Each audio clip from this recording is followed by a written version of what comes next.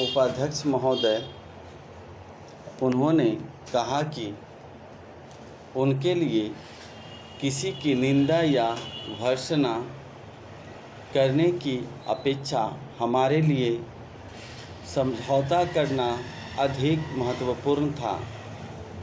हमने उनकी बात मान ली, लेकिन कहा पाकिस्तान ने हमारे साथ ज़्यादती की है। लेकिन हम पाकिस्तान की निंदा करना नहीं चाहते, क्योंकि हम पाकिस्तान के साथ शांति से रहना चाहते हैं। हम पड़ोसी हैं और मैत्री चाहते हैं। इस प्रकार हमने बार बार अपनी नीति को संयत किया है। हमने पूरी शक्ति के साथ मुख्य तथा प्रस्तुत नहीं किए जो हम कर सकते थे।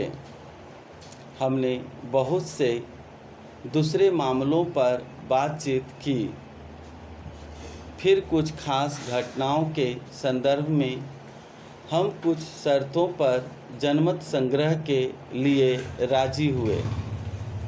पहली शर्त जम्मू और कश्मीर राज्य की सीमा से पाकिस्तान सेना की वापसी थी। और भी कई शर्तें थीं, लेकिन यह पहली शर्त थी कि क्योंकि हमारे और कोई कदम उठाने से पहले हमले को निराकरण करना था। संयुक्त राष्ट्र के प्रस्तावों में, जिसका संबंध जनमत संग्रह और बहुत सी दूसरी बातों से था, वह प्रमुख सुझाव था। सबसे पहले युद्ध विराम होना था, फिर अस्थायी शांति संधि, फिर अन्य उपाय, और जब जनमत लेकिन युद्ध विराम में तुरंत बाद अस्थायी शांति संधि के अनुसार पाकिस्तान सेना को हमला किए क्षेत्र में चले जाना था। उन्होंने आज एक ऐसा नहीं किया है।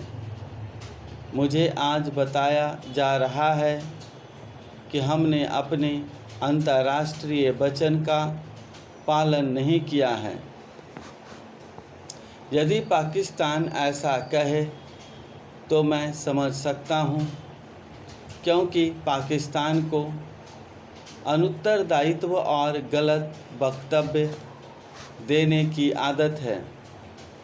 लेकिन मुझे आश्चर्य और दुख तब होता है जब दूसरे लोग ऐसा कहते हैं।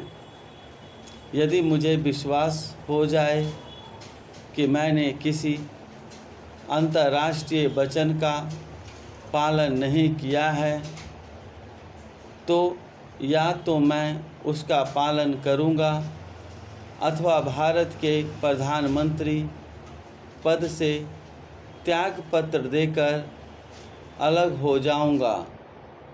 दूसरे लोगों को भारत का शासन कार्य संभालने दूंगा। इस दौरान हमने पाकिस्तान से इन मामलों पर विचार विमर्श किया है। कभी कभी उन्होंने कुछ सुझाव दिए, हमने भी कुछ प्रस्ताव रखे, उन्होंने बदले में प्रस्ताव रखे, और जनमत संग्रह के इस प्रश्न और इससे संबंधित परिस्थितियों के प्रश्नों पर चर्चा हुई है। इस चर्चा का उद्देश्य यही था कि इस समस्या को कैसे हल किया जाए जो दोनों पक्षों को मान्य हो।